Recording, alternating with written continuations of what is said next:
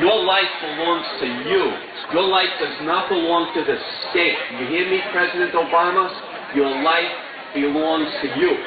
And the political economic consequence of individual rights is the system of capitalism.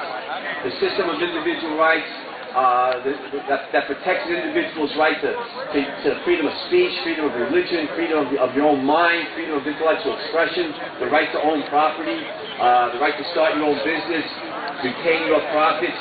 Capitalism and individual rights are what made America great. It's no surprise that the leftists in Washington right now are trying to push the country towards socialism, and we're not going to let that happen. We're gonna stop them in their tracks, and we need the ammunition to argue against them on all the major issues. And as a capitalist, I'm gonna shamelessly plug my book here, my new book, Capitalist Solutions, because what Capitalist Solutions does is it shows on all the issues of our day, the important issues: healthcare, Islamic totalitarianism, environmentalism and the myth of man-made global warming, maybe the most important issue of all, privatizing the educational system, the right to bear arms, immigration, the war on drugs. It shows on issue after issue after issue that the individual rights and free markets provide the sole solution to these problems, solutions that are both moral and practical. So, let me go through just a few of these briefly. For example, perhaps the most pressing issue of our day is Islamic totalitarianism. Now, the U.S. government is simply not protecting the country from the Islamists. And I'm not talking about the entire Muslim faith. I'm talking about that subset of the Muslim faith that are jihadists or Islamists or want to impose Islamic rule, Islamic totalitarianism on the entire world. Now, the proper function of government is to protect an individual's right to their own life. And the U.S. government is simply not doing that. In the chapter on defeating Islamic totalitarianism, the chapter stresses the main enemy is not the Iraqi regime, bad as they were. The main enemy is the Iranian regime. And if we're going to be safe, it's the Iranian regime that has to be taken down. And I point out, this is the Khomeini revolution, which revitalized jihad 30 years ago. This is a continuation of a 1,400-year war. I mean, the Democrats and the Republicans are both wrong on this. What did Bush say, that the terrorists hijacked the great religion? Bush said that was true. It's false. Unfortunately, Islam is a religion that preaches global domination. Now, maybe the most important chapter in the book is on education.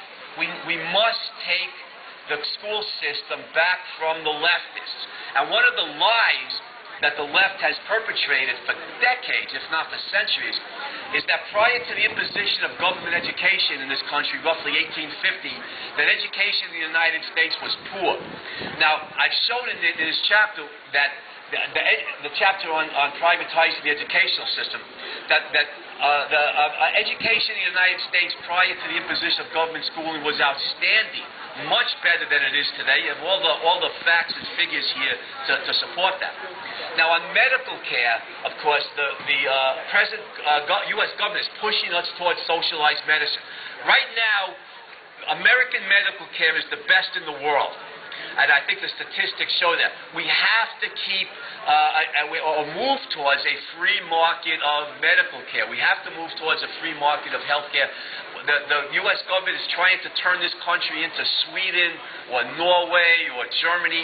We have to prevent that. And again, the data in the chapter on medical care shows that the more the free market operates in medical care, the better it is in terms of the quality and the lower its cost. And to put it simply, your medical care needs to be a matter between you and your physician, between the individual patient and his physician. The government must be kept out of that. I'll just make one last point, and then I'll wrap it up. On the right to bear arms, of course, many government officials want to impose gun control. They think that by banning guns, somehow that's going to reduce crime. Now that is simply ridiculous. That is flat out false. If you ban guns, what you'll do is you'll keep guns out of the hands of honest people because they don't want to break the law or go to prison.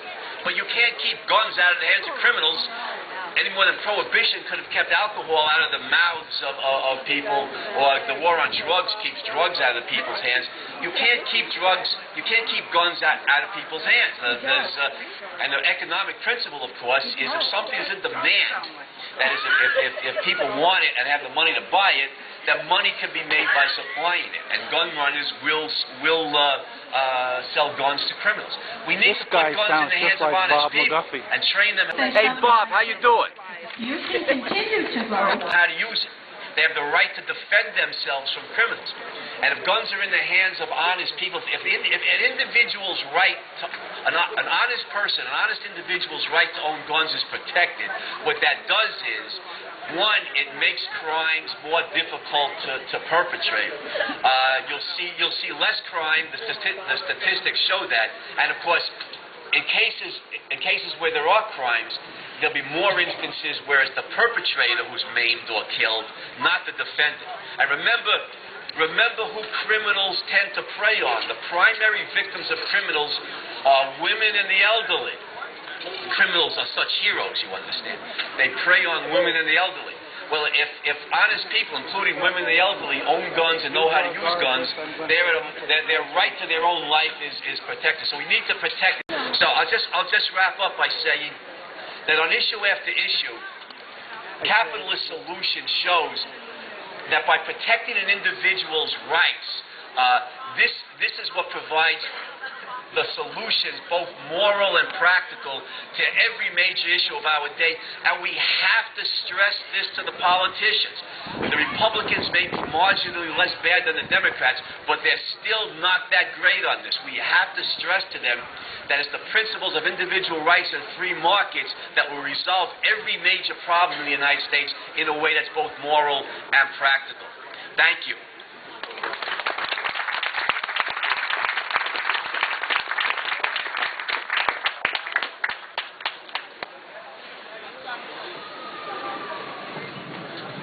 Thank you, Dr. Bernstein.